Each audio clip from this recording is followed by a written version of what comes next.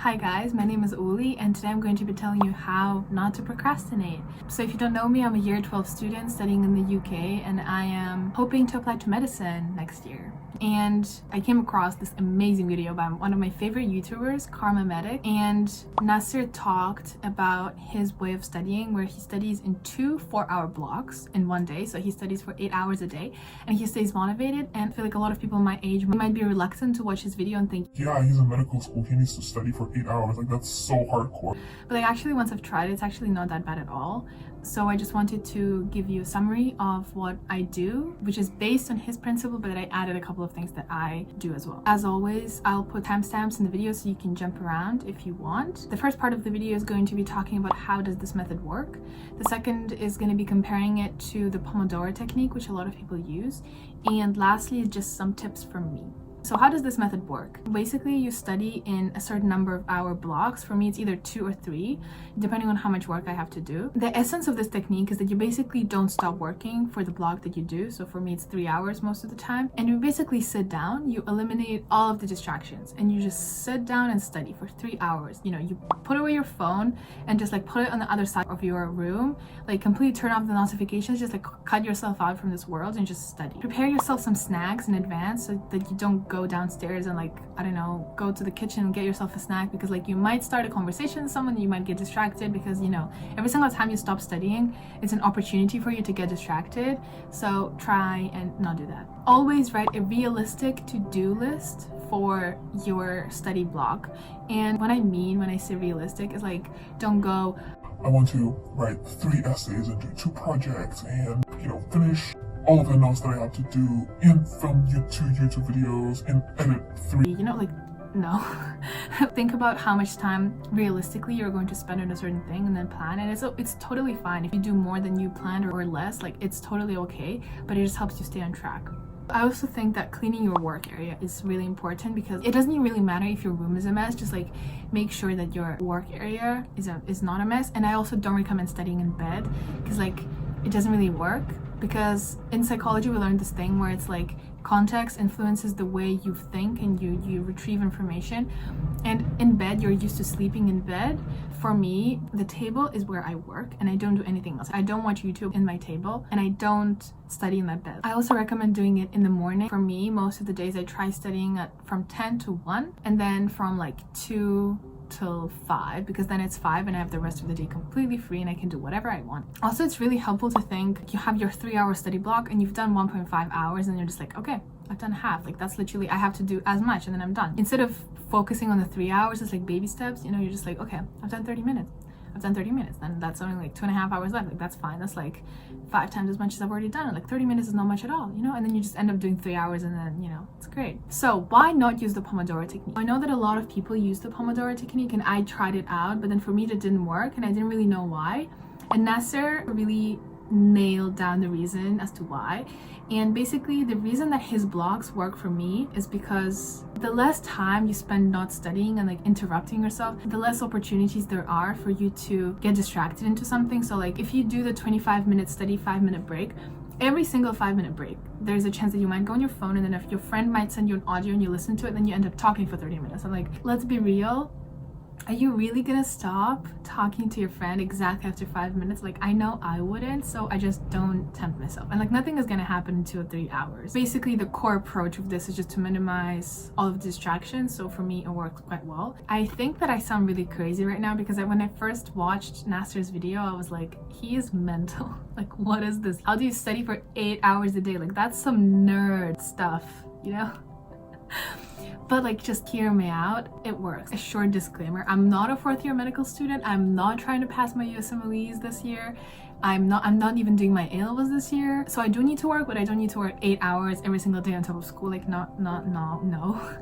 So for me, I don't do it every single day and I only do it when I actually have a lot of work to do. Yes, so now onto some tips. So when you're studying, try and remember that motivation as to why you study is really important. A lot of people study because you want to get good grades for your parents, or because your teachers forced you to study and then you signed up for something and now you regret and now you have to do this little project. But just remember that you're doing doing this for yourself. For me, I want to be a doctor. I want to get these good grades for my A-levels. I want to get into a good university, so I'm gonna do the work for myself and not for anyone else. Because when you're doing it for someone else, you're expecting that they will say, well done, or like, yeah, that's amazing. But then if they don't, then you hurt yourself by, you know, setting up these expectations that are probably not gonna happen. And it seems like a lot of work to you, but my dad, for example, he's always like, yeah, being a student is not that hard. Like, I'm sorry, but like try applying to uni and doing like 4.5 A-levels and like trying to balance social life and sports and, you know, all of this stuff. Like just try it out and you will be surprised.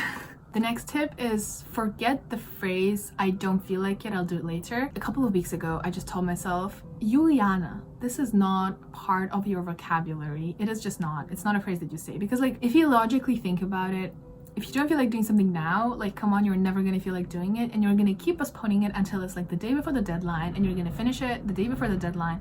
It's not gonna be great, and you're gonna feel bad because it's not great, and just gonna be like, ah, I procrastinated for the whole, I don't know, month again, and I'll end up writing my EPQ the week before the deadline. And like that happens to me all the time, but then it's because you don't feel like it. Like I don't really like writing my EPQ, so I never feel like it, so I just have to force myself and just do it. And it sounds really extreme, but like once you just take it out of your vocabulary, you're just like, yeah, it's just not an option. Like your brain doesn't even want to say I don't feel like it. Like it's just literally not an option. Like you just sit down and do it. Don't rely on your motivation and this, like, you know, sometimes you watch this like super productive video and you're just like, yes, I'm so excited. I'm like, I really want to get into this medical school. I want to get amazing grades. I'm like so excited to work. I'm gonna sit down and work.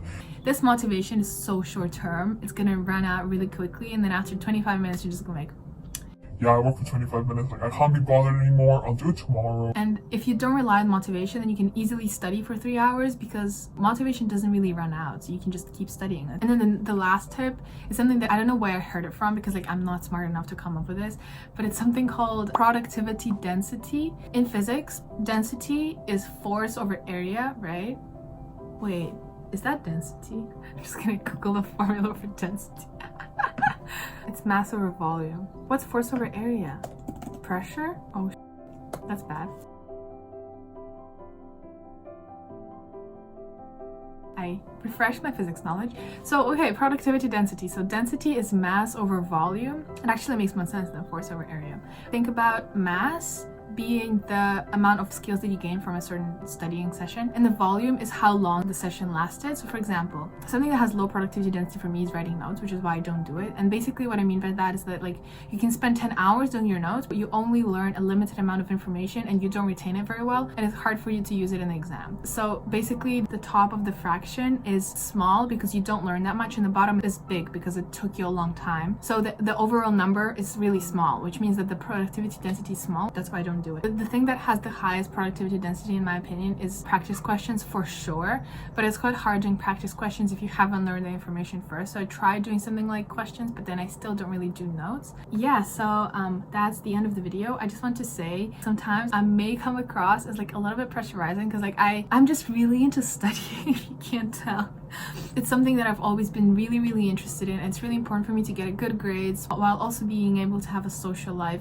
So I work really hard and like trying to find what works for me. So I'm like really passionate about it, if you can't tell.